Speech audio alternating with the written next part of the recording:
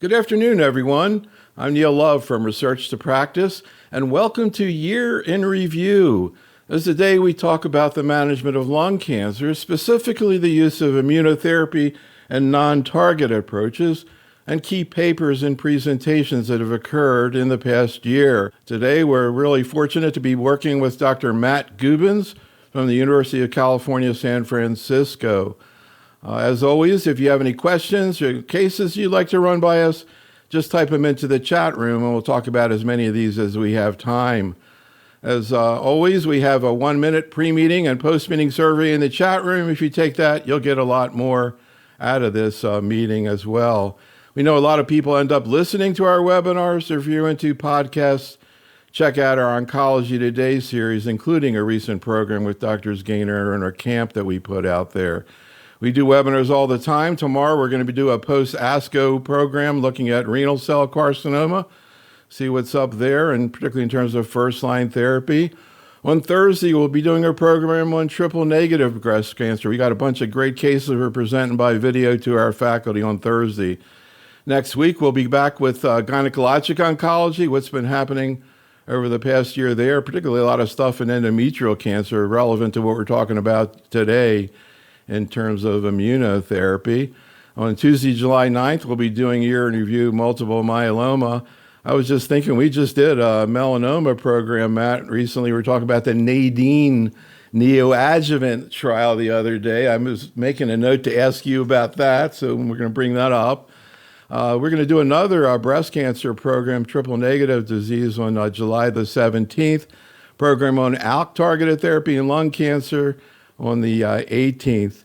But today we're here to talk about immunotherapy and other non-targeted approaches to lung cancer. We'll be talking also about the use of non-approved agents and regimens. So check the package inserts for more information. There have been a ton of great papers and presentations, including at the ASCO meeting recently, that are relevant to the topics today.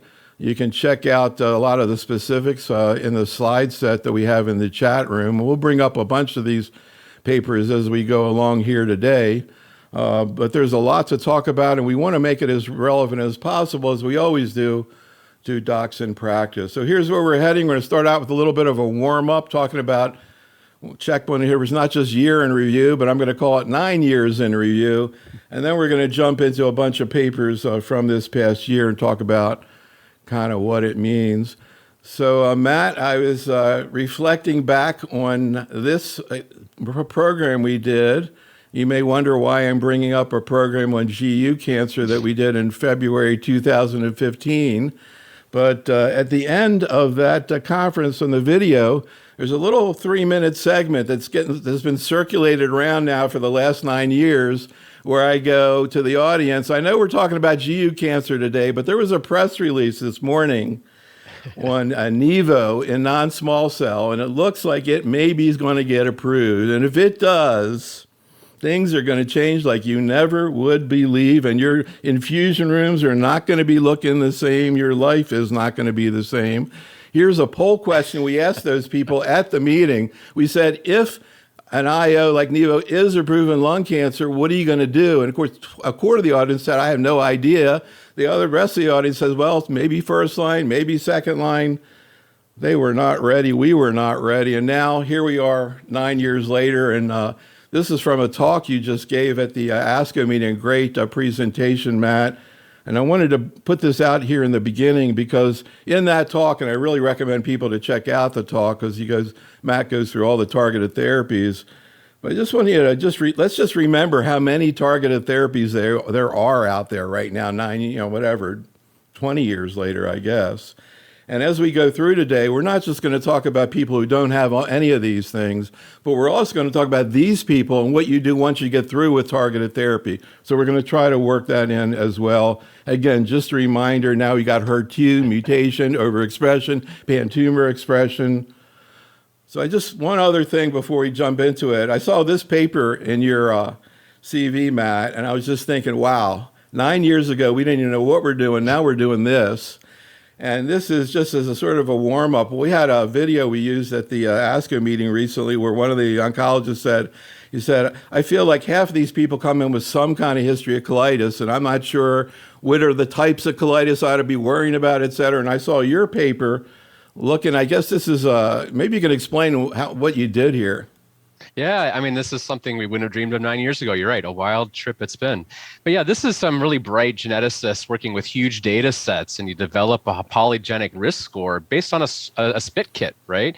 What they do is they go Just back, germline. look at, yeah, exactly. You look at 24,000 people who have Crohn's disease or ulcerative colitis, figure out how their allelic expression differs from those who are normal controls, and then you apply that risk score to a set of lung cancer patients who have had immunotherapy. And what you find is the genetic factors that predict for ulcerative colitis also predict for colitis on therapy. And, so what you see here is you can identify, a group of people who are at the 90th percentile on this risk score who are very likely, kind of 15 to 20%, to have an honest to goodness serious colitis you have to manage. And so that's something that is not high enough to deprive anyone based on that score. So this is more hypothesis generating. But again, this slide you're showing tells us that even if these patients get colitis and you look at their survival curves compared to everyone else, it's at least as good. Now, survivor bias is a big issue here. The more time you're on immunotherapy, the more time you have to develop immune-related adverse events. But it's reassuring. But just kind of this nuance of thinking about the hosts, their microbiome, their personal genetics, the tumor microenvironment, the tumor itself. Again, it's such a multiplex world to have to think about when we think about not just response, but even toxicity. Yeah, and this certainly is a practical issue in terms of managing patients and deciding maybe who to follow more carefully. I guess maybe at this point it's not exactly ready for prime time, but again, it also raises something that we've been talking about right from the beginning, and I'm still not sure of the answer, which is what you kind of alluded to here, which is there a relationship between autoimmune toxicity and treatment benefit. I'm not sure 9 years later whether we figured that out, but what's your take? Again, the data are hard to be rigorous about them. There's that hint, though, and I remind patients of that and say we will grapple with IRAEs as they come, but often even if we stop treatment early, we may see some durable benefit nonetheless. So it's just kind of in the background of how we counsel patients anticipatorily and then reacting to adverse events that come up. Right. So that's just kind of an intro to what we're going to talk about. Now we're going to sort of dive into a number of key clinical areas and find out what's happened over the past year, anything that happened that really affected practice, and maybe take a look at a few of the slides, think a little bit about what's coming next, so to speak. So we're going to start out with localized disease, and I'm just going to start out with this list of papers because I think it really capsulizes maybe what's happened over the past year. Maybe you can talk about sort of where you think we were about a year ago in terms of adjuvant, neoadjuvant IOs, where we are today, Matt. Yeah, sure. A couple of years ago, we first got this kind of this understanding that neoadjuvant chemoimmunotherapy is safe. It yields better pathologic CRs. We don't see path CRs with chemo in lung cancer, and we're finally seeing some event-free survival or even overall survival benefit. So that was the first paradigm. Let's give 3 cycles of chemo IO before surgery. The last year, what we've seen are some of the data sets looking at perioperative immunotherapy. So 4 cycles of chemoimmunotherapy, surgery, and then either an extra year or completion of a year total of immunotherapy on the back end. And Dr. Wakely's paper, along with Dr. Spicer, showed us the overall survival benefit of that approach in the perioperative pembrolizumab. And of course, we're waiting for all the other players in this game to also have more mature results and replicate those results as well. But those are our 2 approvals in the US. Neoadjuvant alone versus perioperative, I should say. So I was mentioning we did a melanoma program the other day, and I promised the faculty I was going to ask you about the Nadine study that was a plenary presentation where, we've been hearing about that from Georgina Long and a lot of investigators in melanoma the last few years, and finally here it was. I'm not sure we've seen that with another solid tumor. I don't know that we've seen that with lung cancer, but you tell me. I mean, the thing there was these people did better if they got immunotherapy neoadjuvantly, a lot better. Any thoughts about that as you look at the current landscape and, some of the papers we just talked about, the Checkmate 816 study, which has really driven practice to a great extent. And then, of course, the peri-operative approach with pembro that you mentioned as well. Any thoughts about where that's heading? Well, again, before these studies came out in lung cancer, we had the adjuvant data, adjuvant atezolizumab, adjuvant pembrolizumab. And I think there's this realization that treating a tumor in situ may be advantageous. It gives us a readout. We get a pathologic response, maybe a PCR, a partial CR, partial response rather.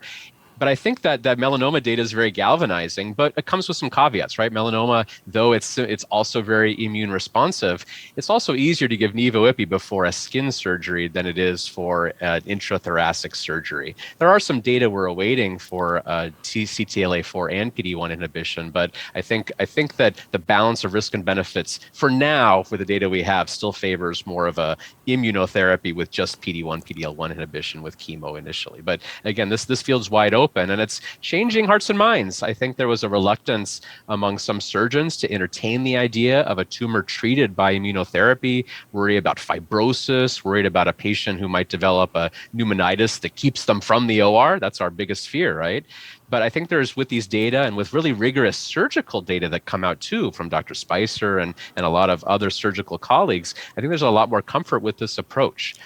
So I think it has been a paradigm shift, and that pendulum from do chemo rads and consolidate with immunotherapy for a broader swath of our stage 3s. Now some of them are pulling back into the resectable territory, maybe too far, some argue. What's resectable? Do you decide that a priori? You should. I think sometimes there's hoped for resectability that sometimes we overestimate in our optimism. So it's the pendulum swinging. So Rubing in the chat room brings up the issue of PD-L1 assays and its relevance to the use of perioperative therapy. And also, I want to raise the issue, again, I know melanoma is not the same as lung cancer. I mean, it was amazing. They had 59% PAT-CR or whatever, right. With 2 doses of ipi-nivo is like amazing. And okay, right. I know that melanoma is not the same, but even so, and also brings up the issue of durvalumab, which we'll talk more about with metastatic disease, but also I wonder whether do you think anti-CTLA-4 is going to be part of our neoadjuvant strategy in the future? You notice we haven't seen those data from 816, so I'll be curious if those pan out. I don't know kind of what we'll see, again, both efficacy-wise, but also safety-wise. Because remember, even in the metastatic setting, we haven't seen a wildly better message for the CTLA-4 PD-1 inhibitors over a PD-1 single agent. We'll see those data in a few minutes, of course. So the other thing, but to the question about PD-1, I think that's all these forest plots. None of the FDA labels depend on PD-L1 expression, but I think in each of the forest plots for PCR and for EFS, you see some signal where there's a gradient for PD-L1. But I always think of that with a little bit of a caveat, because keep in mind that the specimen you're doing that off of is that little FNA or maybe a tiny core if you have good operators. Maybe not the only representation of what's happening intratumorally. So that's why it hasn't quite risen to the level of being a selection factor, but it's among the maybe more relative factors you might use to decide pro and con, along with stage and histology and all that. Yeah, particularly patients where you're sort of on the fence. And speaking about people on the fence, of course, it's not going to be too long where somebody in the chat room is going to say, what about ctDNA? But I'm going to sort of ask, I'll bring it up before they can even bring it up here. But I mean, yeah. But, I mean, colon, obviously, it's very much part of the algorithm. And then oncologists are using it in colon, are doing it in breast and everything else and asking why not. And all the investigators are going, we need more data. But and I know there's more presented at ASCO. Any thoughts about ctDNA assisting in this perioperative situation? Are we getting close to that, Matt? I think so, and all these phase 3 trials are collecting some ctDNA. Sometimes it's how present is it before surgery, after the neoadjuvant therapy? How much is present after surgery? So we're going to see some data parsed out about that. I think the other kind of important situation is intensification versus de-intensification for people who don't get neoadjuvant therapy. There's still going to be a large swath of the patients who see a surgeon first. Maybe they just decide they really, in their heart of hearts, they want to get to surgery despite our discussion of the benefits potentially of neoadjuvant. Well, after you see that resection, how do we decide in whom we give adjuvant chemo and adjuvant immunotherapy? And I think, again, the data aren't ready for prime time, but you're seeing these nascent efforts to try to determine that and integrate those data into the trials. This is also interesting to look. These are stage 1 patients to kind of say, right. In our current structure, you're not going to give adjuvant anything to a stage 1 patient. But we also know, a not insignificant proportion of those are destined to recur. And if you can identify them, maybe 4 cycles of chemo or a year of immunotherapy is a relatively tolerable thing to offer to improve that risk. So I think this is really important risk stratification. No, I mean, I always found it frustrating that lung people would go, oh, it's only a 25% recurrence rate. You say that in breast cancer, and you're going to get adjuvant therapy. Right, exactly. And, I mean, if you go from 20% to 17% and it's not a very toxic therapy, at least the patient can decide whether to do it or not. But anyhow, maybe that's going to change with ctDNA. All right, let's talk a little bit. I was confessing to you, I get confused between Flora, Laura, and et cetera, but I think it was Laura. That was this was a huge year for ASCO. We had 3 lung plenaries. ASCO lung, that's right. That's what we call it. ASCO lung, that's what this is, right. So obviously the first one, of course, is something that I guess was not a big surprise because everybody's already doing it, which is EGFR patients. And we can show the data, but it was everything everybody expected. It looks great. I'm curious whether people are going to do pre-chemo radiation therapy. I don't know. But meanwhile, the one question everybody's asking, and I want to ask you, is what about, getting back to your talk you just gave with the 18 different mutations, like which one of those, if any, are you going to apply the Laura thing? I hear people saying, well, maybe ALK. Well, like, you got 12, 13 choices. Are you going to use Durva for everything except EGFR? Right. So I'll be honest with that ASCO talk. I think it was the second question from the audience was exactly what you just asked. So that's on the tips of everyone's tongue. I think I always go back to the point, there's probably more similarities among the EGFR, ALK, ROS1 group of mutations in terms of what we know about their response to immunotherapies in the metastatic setting, granted, but even in some of the small numbers we have in PACIFIC and other trials that suggest that it's not helpful.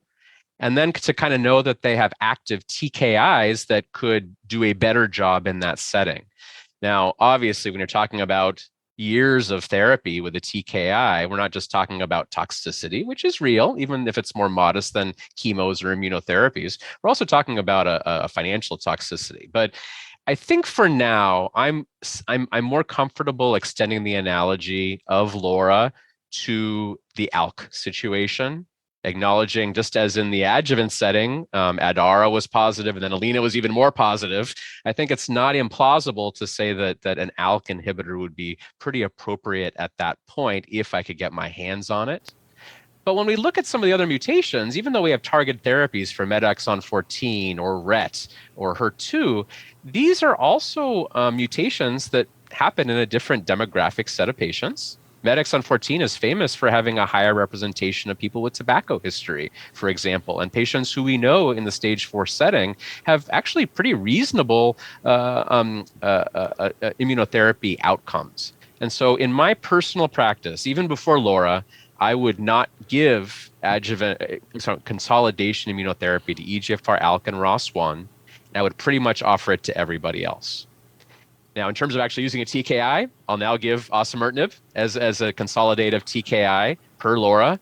I'd probably try to sneak it for ALK inhibitor, and that's probably where I'd stop as of today.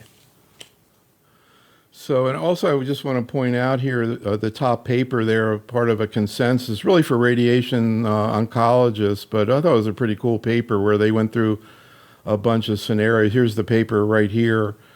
Particularly, again, it had some specifics about the type of radiation, et cetera. I think for medical oncology, it didn't seem like too much different there, Matt, other than Durva was pretty standard, I guess. And the other thing, too, I should have mentioned is this Duart study, because people have been asking, what about patients who we can get radiation, but you don't want to give them chemo? I think people have been doing this already, but I guess we have data now.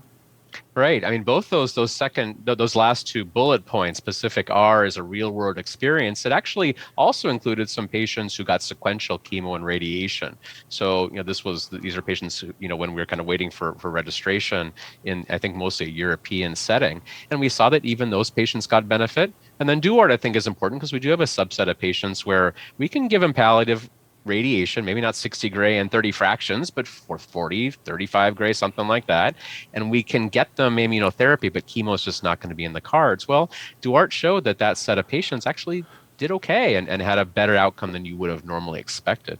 I want to take one step back, if you don't mind, to Laura. I think one of the other insights of Laura that I neglected to mention, and it was really nicely pointed out by the discussant, Dr. Sequist, who RTP knows and loves, is to kind of point out that the control curve on that study is not as good as the control curve on the Pacific study. Our patients who have stage 3 unresectable EGFR-driven tumors have a very high likelihood of having micrometastatic disease, higher even than the Pacific population. So it just kind of, there's a good news on the trial, but keep in mind that that's partly because the control arm doesn't do very well. And secondly, notice that that's an indefinite use of osimertinib. It's not a 3-year term like we do for Flora. I'm sorry, for Adara. It's indefinite, reflecting that a large number of these patients really have metastatic disease that we're trying to suppress. Anyway, sorry to interrupt there. Oh, no. So actually, I was just looking at a case that came into the chat room. This is typical of what oncologists are dealing with. It's very simple, except I don't know the answer. 54-year-old woman, this is from Rubing, stage 2B non-small cell adenocarcinoma, post-op, referred for adjuvant evaluation, planning for adjuvant chemo. You can tell me how much benefit you think that's going to provide. PD-1 is 0, no actionable mutations. Oh, would you give chemo followed by IO, adjuvant chemo? Does IO play a role here? Would you give this patient an IO, and how? First of all, the chemo question, and I think I've maybe talked about this with you years ago. I mean, we're not much further in the chemo world. We have this, I hold up my hand, I say there's about a 5% absolute benefit. And as you know, there are patients who say 1%, I'll take it. Other people who say 5%, what the heck are you talking about 3 months of chemo for? But I would offer it to any stage B patient and talk about the pros and cons. As you might remember, not this year, this is a couple of years ago, but there's kind of a funny disparate result between the atezolizumab immunotherapy adjuvant trial and the pembrolizumab adjuvant trial. Right. The atezolizumab, clearly beneficial at PD-L1 50% or higher, kind of middling at 1 to 49 and didn't assess less than 1, or whereas Pembro, they went for the whole kit and caboodle. They got approval because they were positive 0 to 100%. But there was kind of a wonkiness to their data where the 50% and higher didn't do as well as the 1 to 49. So it's kind of not the gradient that you expect. So I think a lot of us scratched our heads about those data. Is it just a fluke? Is it something about the assay, the patients? Who knows? But that has led to my personal practice. If they didn't do neoadjuvant, and when I see them post-op, if they have PD-L1 50% or higher, I strongly recommend it, obviously, as long as there are no actionable genomic alterations. 1 to 49, I have a pretty careful conversation with them and say, here's kind of where the data aren't totally clear, but I would offer it, and here's maybe the toxicity profile we would have to think about. I will mention it to less than 1% because it's an FDA-approved indication, but I would say that based on the preponderance of not just adjuvant but metastatic data, that I really am hard put to suggest it strongly to those patients. And even though it's one of the themes, to me, one of the relevant themes here that, has always been an important issue in oncology, and I just feel like we're talking more and more about it. We just did the ONS meeting. It was the whole theme, which is patient advocacy and patient involvement if they want to be involved. If they're a patient that doesn't want to be, that's fine. But for people who want to be involved, and particularly if they have, education or the background to understand some of the subtleties, let them participate, because, I love working with you because you don't mind just saying what you do, understanding that, there are a lot of other evidence-based options, but this is really what oncologists want to hear. Oh, sure. So let's go to another thing that we've been talking about, and you can tell me what we've learned, if anything, over this past year, but a decision that oncologists make every day, which is first-line therapy and the use of immunotherapy. And the issue, and, thinking back to that initial poll question, we were asking whether you use first-line or second-line, in terms of where we are. At this point, to me, it seems like mostly what we're looking at is follow-up of the older studies. And we're still, I guess, still with the same question of really, first of all, who should get chemo? And I'm thinking differently about this now, actually, since I saw the Florida data. Right now, we're giving chemo and osimertinib. Well, That's right. maybe we ought to be thinking about chemo and IO for the same idea, early progression or whatever. And then the other thing you see down there at the bottom, durvalumab, which is the role of anti-CTLA-4, particularly with Right. people with low PD-1. So To I your guess, point, first of though, all, my question OC is, is a great drug, and I haven't. This isn't a targeted talk. I haven't right. I haven't moved to an OC plus chemo. There's a lot of interesting chat about that you'll have with the other team over there. But I think this is so different because you have those patients who have PD-L1 greater than 50%, especially the higher the PD-L1, the better. They are destined to Right. enjoy such long duration of benefit without the need for chemo. And always with the caveats, they don't have a high burden of disease. I have a lot of confidence, though none of us are soothsayers, that I'm going to get them to second line therapy if they need that second line therapy. But I'm still a big proponent of immunotherapy alone for the high PD-L1 expressors, even though we have the data available to us to really give any therapy we want, any combination thereof. But I think you're right. There hasn't been any kind of rip-roaring new indications or data, but kind of some reassurance in some of these 5-year outcomes and beyond, knowing that plateau on the curve is real and that some 20%, 25%-ish of patients really are going to enjoy long-term survival. Some nuances about re-challenging if they stopped after 2 years. But I think the other kind of maybe the things to pick out in the recent updates have been a little more reassurance that the CTLA-4 PD-L1 signal of benefit, interestingly for the PD-L1 non-expressors, remember for whom Nivo/Ipi is not technically approved, though it's on the NCCN, there was that signal that they kind of do better than you expect. And that was replicated in the Poseidon study when you have Durva and Tremi with chemo as well. So I think it's for those who are inclined toward double immunotherapy with or without chemo and intrigued by that less than PD-L1 PD-L1 less than 1% subpopulation. I think now we have two sets of data that kind of replicate that long-term benefit. Here's the Poseidon study that you were talking about. Again, another CTLA-4 PD-1 strategy that kind of looks encouraging. What are you doing nowadays when you have PD-1 zero patients, first-line metastatic disease? I talk about some of these data. I work in the Bay Area. I have a lot of people averse to chemo. And so if there's any plausible approach that's chemo-free, they're often kind of more all ears about it. And so the patients in whom I've used the double immunotherapy have tended to be either PD-L1 less than 1% or people who really can't get chemo or who just say, I am not going to get chemo in shared decision-making. But yeah, you're showing these data, the less than 1%, that forest plot still is showing that we're seeing that the CTLA-4 PD-L1 combination seems to have some benefit. And here you have this is the overall survival data. It's kind of intriguing here that the hazard ratio 0.76 is favorable to the durvalumab alone arm. So, those numbers, the absolute levels of the hazard ratio, I'd say that 0.84 seems to underperform a little bit compared to other PD-1/PD-L1 with chemo studies that were on the other slides. So I'm not sure that might be the underperformer rather than the other one being the overperformer, but it's definitely intriguing. And I think at least, again, it's a wild west. We don't have head-to-head data. I'm not sure we will in the next few years. You kind of have support for the approach you want to take.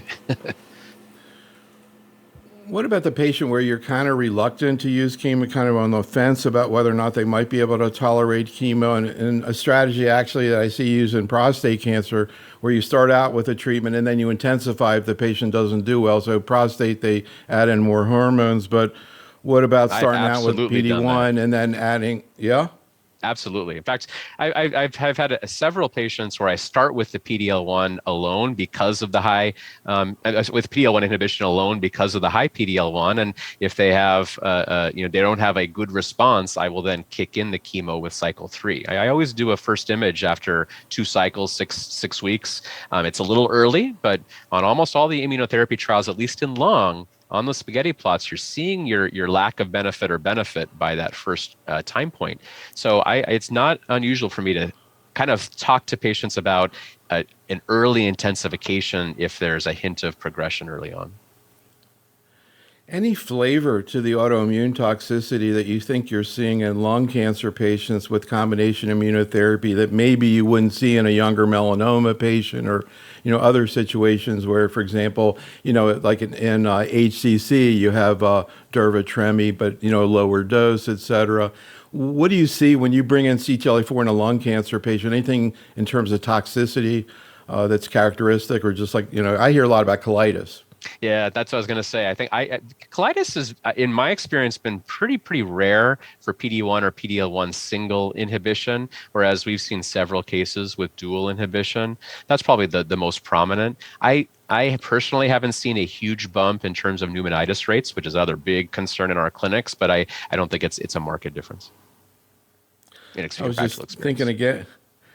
I was thinking again about how lung cancer so often, kind of leads the way because there's just so many patients. And then when something happens, it's really, and I was just thinking that where we're heading here today, the last thing we're going to talk about is kind of the, PD-1 all over again, because you guys are the first one with a CD3 bispecific, tarlatamab. So you led the way with IOs, and it looks like if we're going to see CD3 bispecific, which is, of course, a whole huge area of tolerability that oncologists are dealing with now in myeloma and lymphoma. Maybe we're going to see that also in lung cancer coming up in the near future. All right, let's talk about some new agents, and one in particular, datopotamab deruxtecan, which has been presented both for breast, and we were just talking about breast the other day, but also in non-small cell lung cancer as well. A lot of people think this drug may get approved, but we've been seeing more and more data alone with IO, also in people with targetable lesions that I think is very interesting. The side effect profile is interesting. So, if this does get approved, I'm not exactly sure whether we're ready in terms of when to use it, how to use it, and particularly the tolerability as issues. But let's take a jump into this, and maybe you can help prepare us for it. So first, I want to talk a little bit about, go for it. It's kind of amazing how quickly these ADC trials the drugs have been developed and the trial programs have been developed. I mean, we're talking so many trials in parallel, enrolling so many patients. I feel like it's the immunotherapy experience, but maybe over half the time frame. It's really remarkable. As you'd imagine, yeah, go ahead. I was just going to say, just to mention another thing I'd like you to kind of bring in is, I mentioned before, people with targetable mutations who get beyond targeted therapy. But another thing that we saw some data on that, again, everybody asks about with everything, including ADCs, is CNS. And we saw some data there of Dato in CNS disease at ASCO. So we picked out a bunch of slides, but I just really wanted you to just talk about it in terms of what you think about the data, and if the drug is approved, how you think you might use it. Well, keep in mind, kind of the TROP2 is, I think, the first set of molecules that are kind of first to get their studies accrued and get some data out there. And I kind of think of Dato-DXd and sacituzumab govitecan kind of neck and neck in there.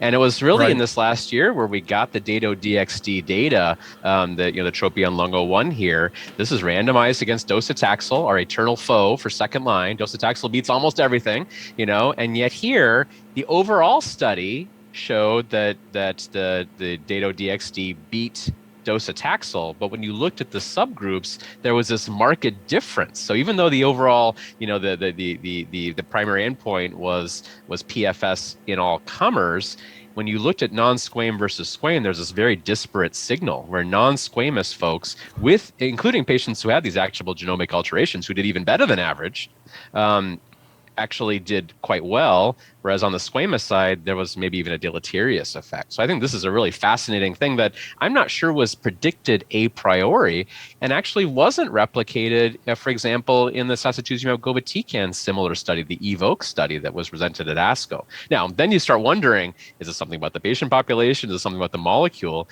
You always have to think about these molecules as you've got the target, you've got the payload, you got the linker. There's a lot of kind of variables there. And one wonders is it an irinotecan-based difference versus topoisomerase 1 difference? The payload, is it something about the design elsewhere? It's just fascinating, right?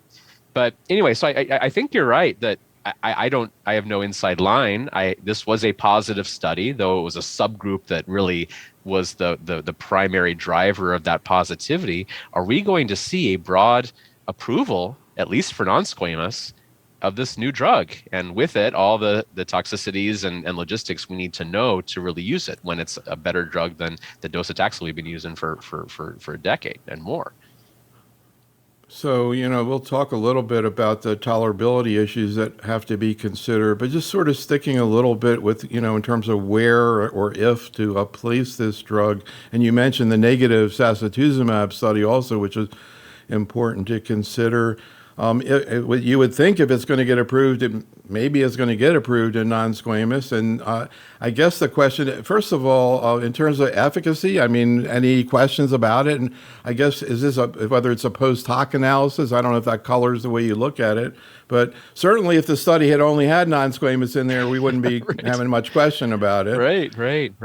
But I guess we'll see with the FDA, and it's just... Right. There's no love lost for docetaxel, right? It's been our second line for a long time, and no one loves a taxane. It's what we have when we don't have much else. So I think there'll be some gentle interest in something that beats docetaxel somewhat. You saw some kind of early OS data that might be trending in the right direction, but I think that we'll talk a bit about toxicities as you were showing on the slides, but I think the other thing that really both the sponsors and all of us are asking the question of, well, if it beats docetaxel a little bit in the second line, is there any advantage to having it as part of a first line regimen? No one's going to not do immunotherapy, but the phase 3 trial designs have all the permutations of one of these ADCs plus immunotherapy, ADC plus platinum plus immunotherapy. So those data, which are very much accruing and I think maturing quickly, we're going to see some phase 3 first line readouts in PD-L1 less than 50%, greater than 50%, in both of these TROP2 agents and others in the next year or two. So I think it's this might be the first kind of foot in the door, but I think we're going to have to reckon with these drugs and their logistics and their toxicities, because they're going to be a part of the process, even as we refine the technology and hopefully eventually figure out how to design our ADCs better, and have the right payloads and the right targets. And my head is still ringing because I did a recording earlier today with Sarah Tolaney on ADCs and breast cancer, and all the trials she was talking about was ADC plus IO. Right. And of course, bladder cancer, that's first line therapy, and enfortumab plus pembro beat cisplatin-based chemotherapy, and wondering whether that might be the direction. That next line I think you're about to show, and again, I think whenever we incorporate into these ADCs, and that includes, trastuzumab deruxtecan for our HER2 patients, eventually some HER3 ADCs, you got to really pay attention to these toxicity profiles. They're not unmanageable. They're just, you have to recognize them prophylactically, anticipate them, have your staff, including APPs and RNs, kind of be on the lookout for them. And then the three things that stick out here, as you see, mucositis is real. It can be kind of proactively dealt with, and I think they've done some nice studies about using a steroid mouthwash from day one to kind of head some of this off at the pass. Secondly, ocular events. I think that strikes fear in the heart of a lot of us oncologists, and these days, I don't know about other people's facilities, it's really hard to get in the door of an optometrist or ophthalmologist.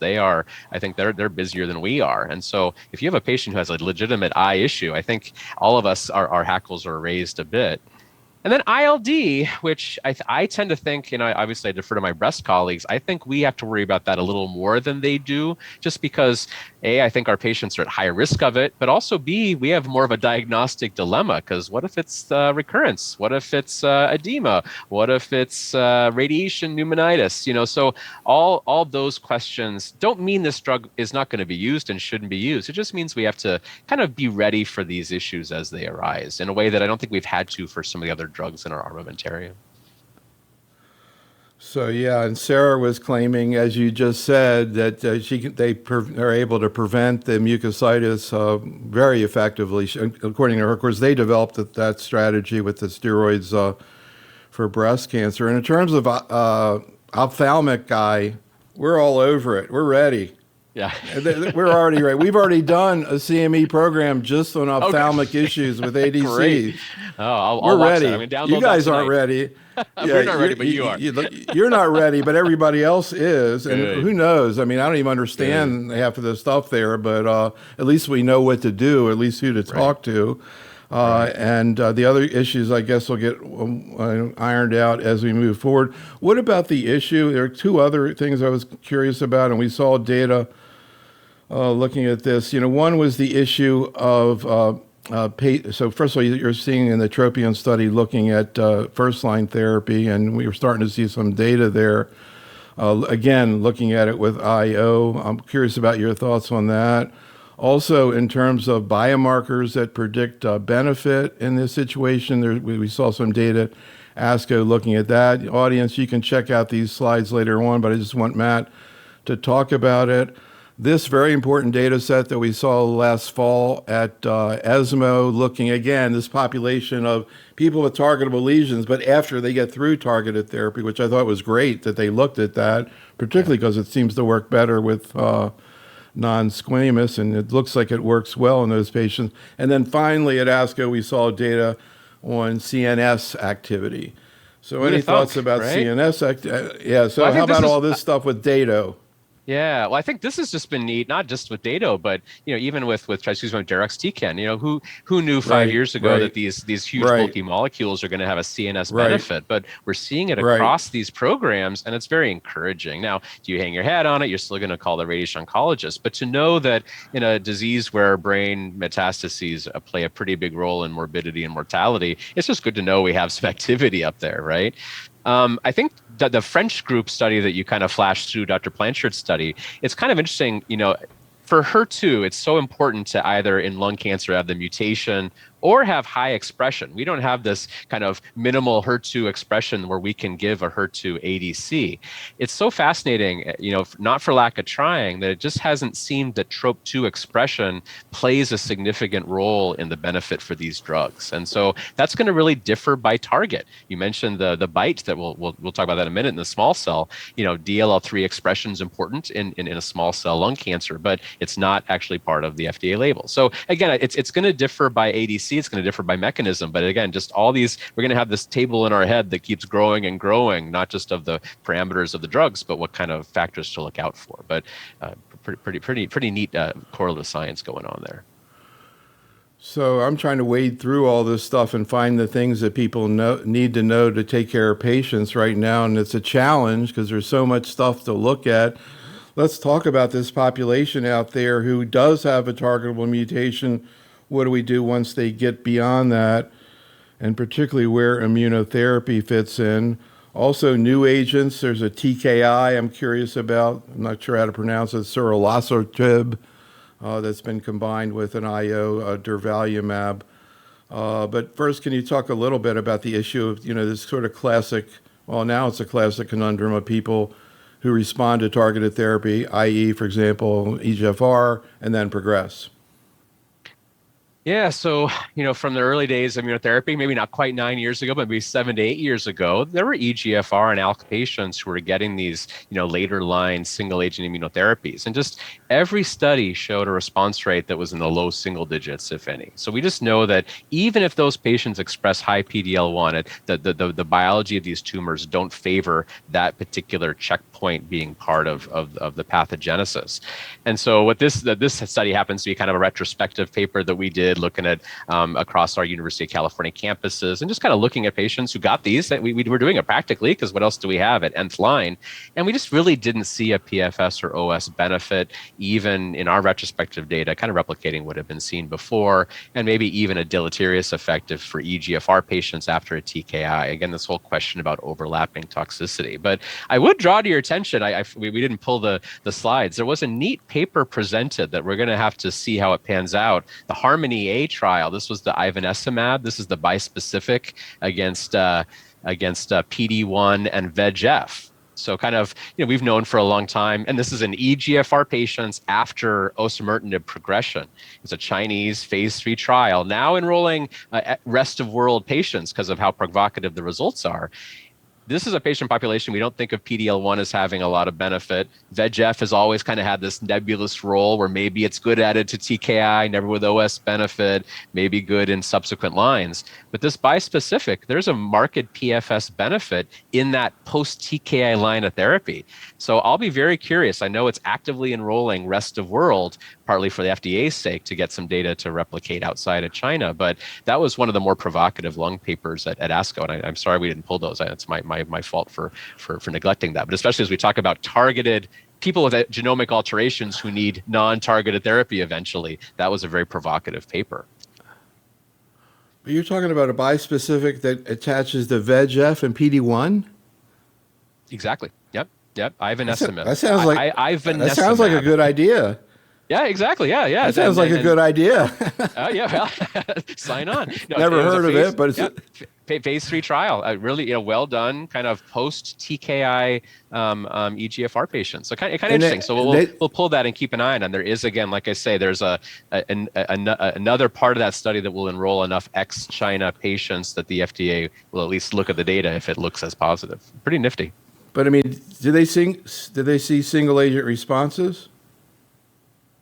It was. I'm sorry. It was this bispecific plus chemo versus chemo plus chemo. Yeah. So okay. There's. All right. Yeah.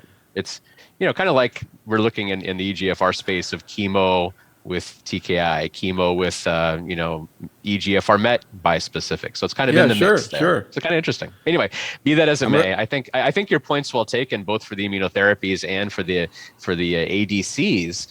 We have to think about these patients differently and kind of, even if they're included in the trial, stratify by them, or at least have really good subgroup analyses of them, because you had pointed out before the ADC benefit. Here's this trial that has some benefit with VEGF. We just have to pay attention to that over time, I think. So yeah, I guess this is sort of the same kind of strategy, except with two different drugs rather than a bispecific. But any comments? I don't know if there's a nickname for SIRA, but the TKI plus Durva. Any thoughts about it? Well, it's an ATR inhibitor, and I think if you scroll to the next page, it's all these studies looking at a post immunotherapy failure kind of situation, right? And all we have brewing in lung cancer right now in kind of that phase 3 setting really is TIGIT and then kind of VEGF, right? So we're looking at those two phase 3 studies actively accruing and soon to report out. But I think this study design, you can tell how small the print is. How can we think about precision oncology and think about what we can add to immunotherapy? So as you see, KRAS versus non-actionable mutations, both getting the Durva plus ATR inhibitor, and there's a there. I mean, it's modest, 13% versus 4.5%. This is, mind you, compared to a docetaxel with, kind of high single digit, response rate. So is there enough of a there for this to kind of get to later phases? Maybe. But it's among the many efforts to kind of throw something plus immunotherapy in that post-immunotherapy failure line. So we may circle back to, we're getting some cool questions in the chat room, but I want to make sure we get through to small cell, and then maybe you can loop back for some of these other issues, because it's kind of interesting stuff going on here with small cell, beginning with the plenary session here, the Adjuvant. Again, not a big surprise. No. I kind of wondered, do we really need to wait? We waited like 5 years for this. But keep in mind, we don't see that many of these patients.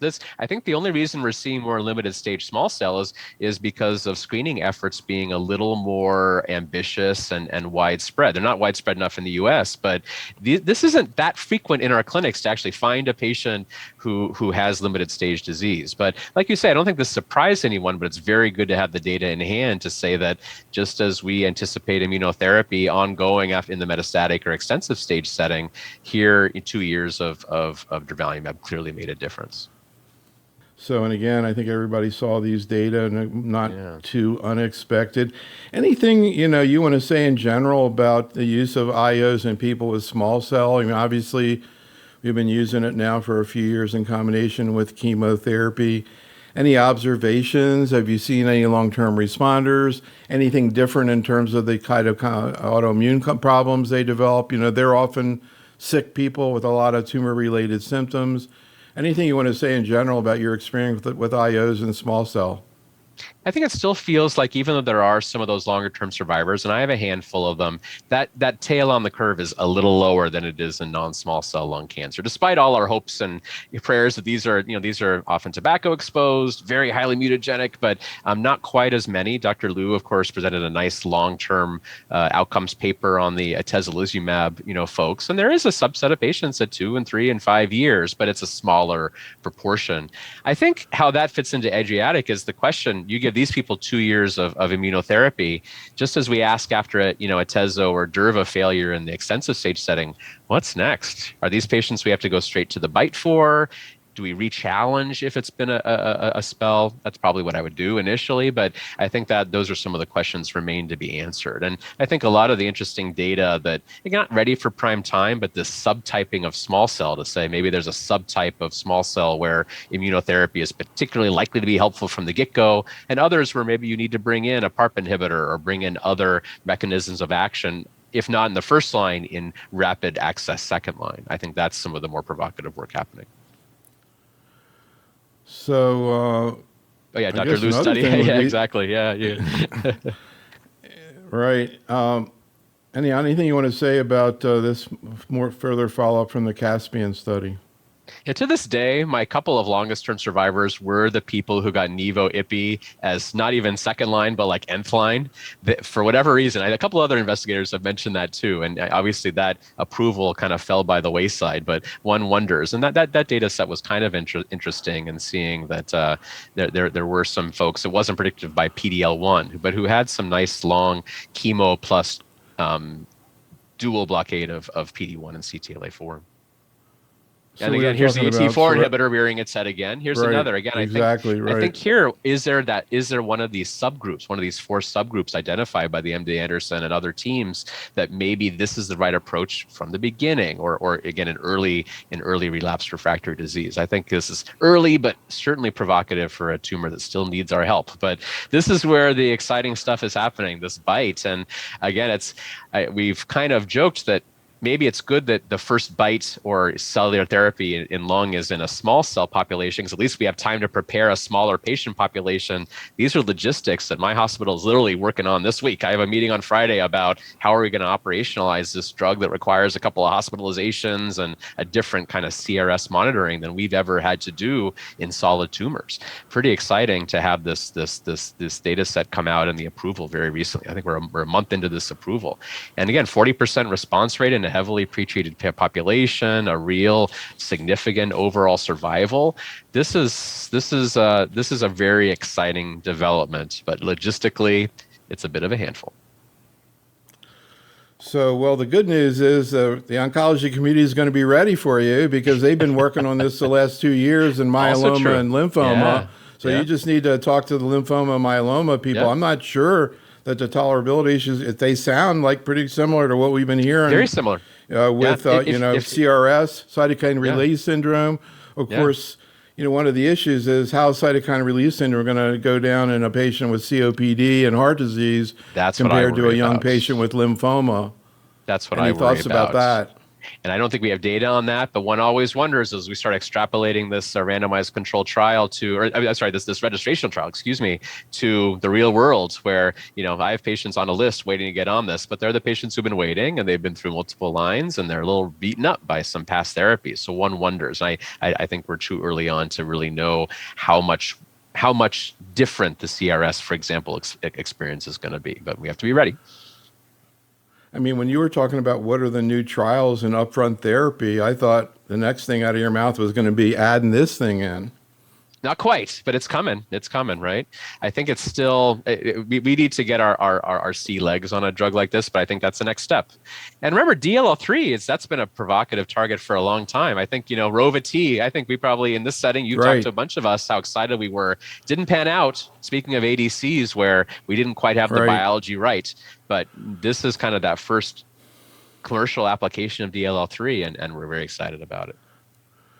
Yeah, we had John Haymock on a video at ASCO, and he was talking about work they had done there where I guess they showed, so I want to quote him correctly, that they saw they could detect DLL3, and I think it was people who had EGFR and then progressed in osimertinib.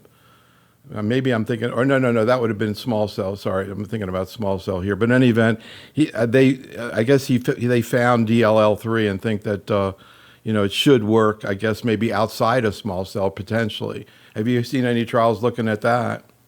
Well, keep in mind that small cell transformation is one of our more aggressive, not that common, but not uncommon. Yeah, that's what he was talking about. That's what he was talking about.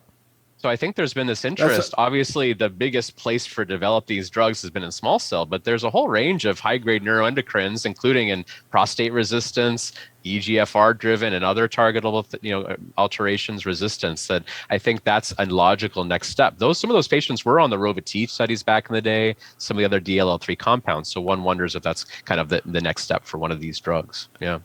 Yeah, actually, that was what he was looking at. It was people who had EGFR who transformed to small cell, and they Those saw patients are very DLL3. hard to treat. They have terrible prognosis. We kind of throw some platinum etoposide at them. We debate whether to leave on the osimertinib, and they do okay, but not for long. So one wonders if, especially in that fitter population, maybe this is the perfect next line therapy when someone like Dr. Amack can show us, hey, there's actually some plausible biomarker here that might suggest its benefit. So we would be all ears for that kind of approach.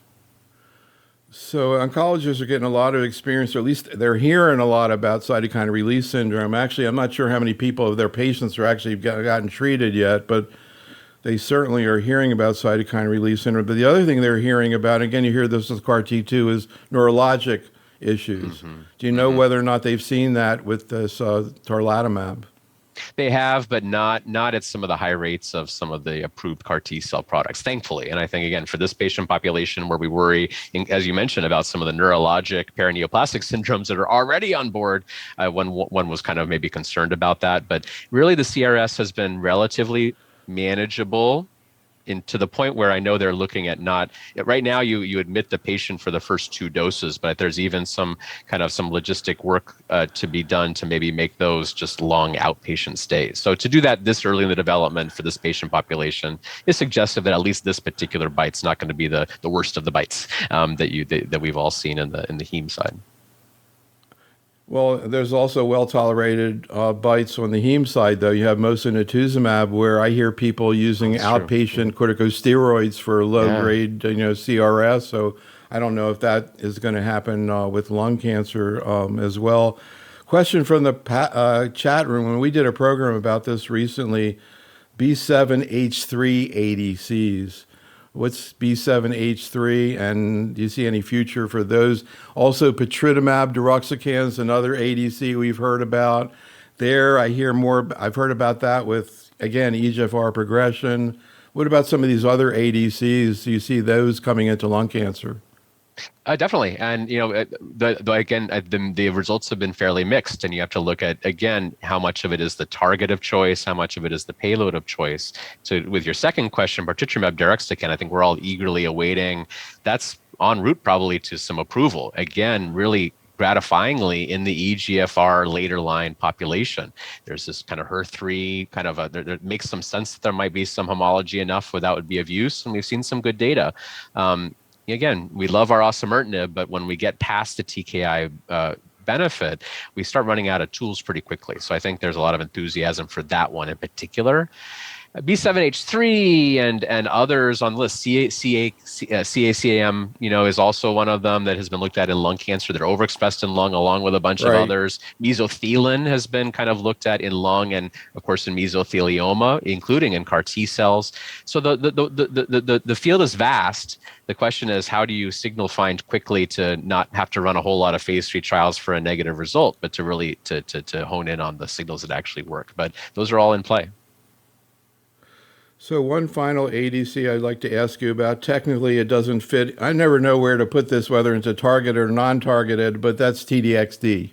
Right. And I struggle with that even in my ASCO talk. Is an actual genomic alteration? Now the approval includes lung with 3+ expression too. So yeah, is that targeted? It's not an AGA quite, but it's in the same vein. But I always make that differential point that unlike breast where minimal, trace HER2 might be enough to give that drug, we really need high levels of expression to anticipate some benefit.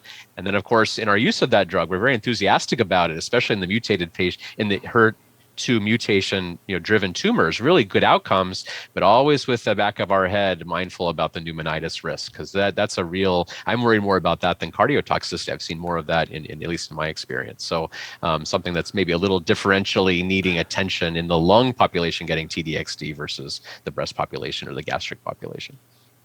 I think anybody getting TDXD is going to get a lot of people looking at their lungs for sure, very carefully. Yeah. But also, it's used a lot, and you see patient after patient, who really has, palpable clinical benefit. Oh, I have a And patient so, out 2 years out with brain mets, when yeah. this was her second line therapy. And it's just very gratifying to see. She has tremendous quality of life, and knock on wood, her echoes and her scans continue to look good. So no, this is a really important tool in our armamentarium, and the addition of the pan tumor HER3 amplification indication, I think, is really useful, and the lung data are robust there. Not as robust as a mutation, interestingly, but robust enough to say I want that second line before I'm trifling with docetaxel and some of the less specific ADCs.